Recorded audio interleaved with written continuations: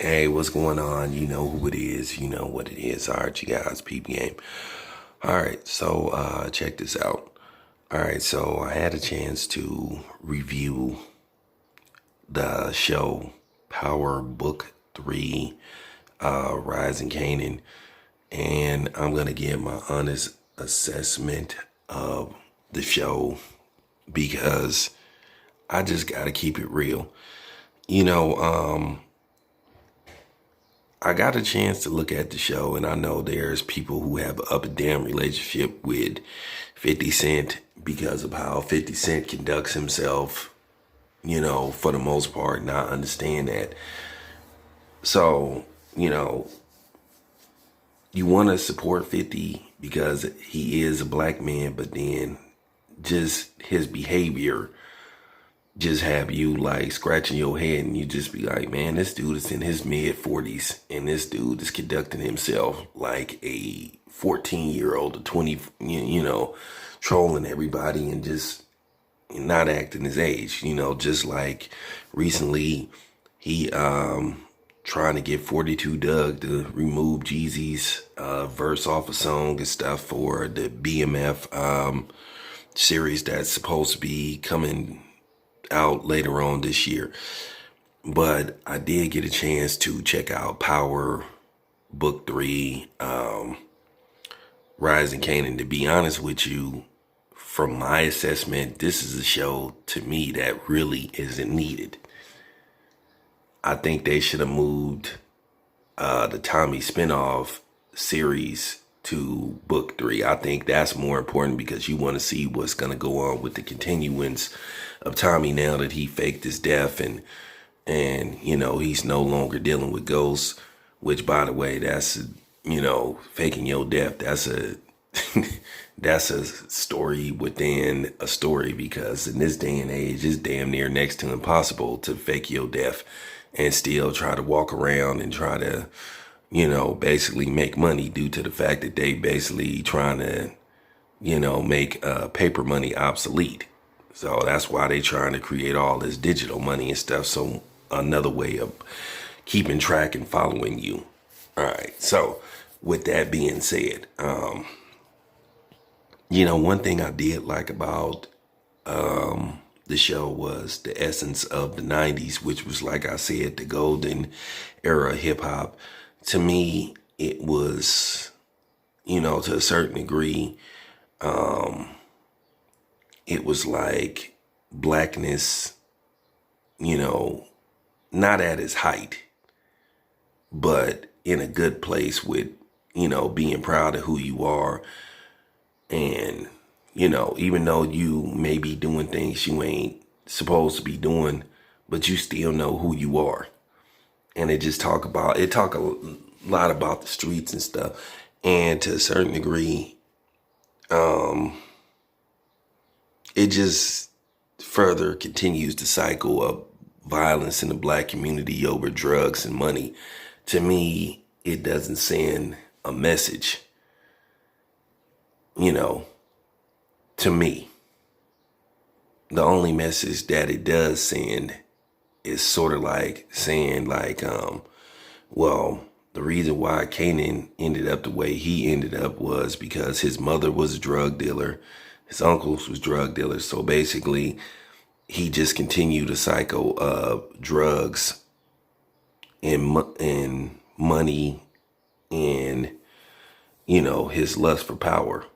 And basically, he got turned on to it by his mother. Now, we're going to assume that eventually his mother is going to get, is going to get took out. And the same for his uncles. And you look at his relationship with his cousin Jukebox. Jukebox is his first cousin. And we all know what he did to Jukebox. But you look at the show, they thicker than thieves. And I'm talking about they close. And to think that he went on to like take out his own first cousin and and then shoot his own son, it just make you think, come on, man. So you kind of look at 50 Cent And you look at Courtney Kemp and how they see black people to a certain degree, it's like they don't see redemption for black people. They don't think that black people can be saved, you know, which that's not true, because at the end of the day, I was around that environment pretty much my whole life. I saw it, I lived it, but at the end of the day, I got out of it because I knew that that lifestyle wasn't for me long term. I may talk about that I did all that stuff, but at the end of the day, I don't condone it. I would never tell a young black man or a black woman to get involved in that lifestyle. Now, if they tell me they're involved in it, I understand, because sometimes you get put in certain situations where you have to do stuff that you don't want to do, because like I said, at the end of the day, they have not presented us with the opportunities for us to do other things besides play basketball and sell drugs, and because they have conditioned us to think that's the only thing we can do. And then to a certain degree, we have people in our own community thinking that's the only thing we can do. But at the end of the day, after watching the show, I have came to the assessment, like what I said earlier. This show right here, to me, you don't necessarily have to follow this show. I don't really think that you need this show. You know, I know there's power enthusiasts and you know, power fanatics, but I will say that this particular show is not needed.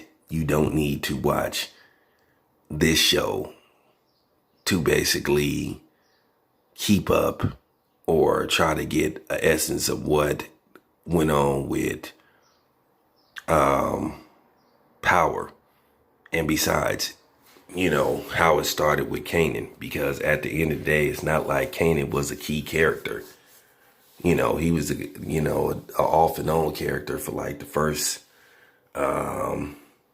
2 seasons. And then I think they put him on there. Yeah, then he became a regular, I think, season 3. And then we all know what happened to him in season 5. You know, he got took out the game. So, you know. So, what I'm saying is, this show is not that important. It's one of them shows you can watch it or you can skip it. You know, I think if you want to watch the up and coming series like Power Book 4, Force, and then Power Book 5, I think it's going to be called Influence, then that's a different story. But Rise and Kanan, that's not a necessity. I'm just keeping it real. I'm not hating on 50 Cent or none of that stuff, because I know how super emotional some fans can get when you talk about their favorite celebrity. So, you know, it is what it is. That's all I wanted to say about the shit. So I'm out. This your boy Town Biz. I'm out.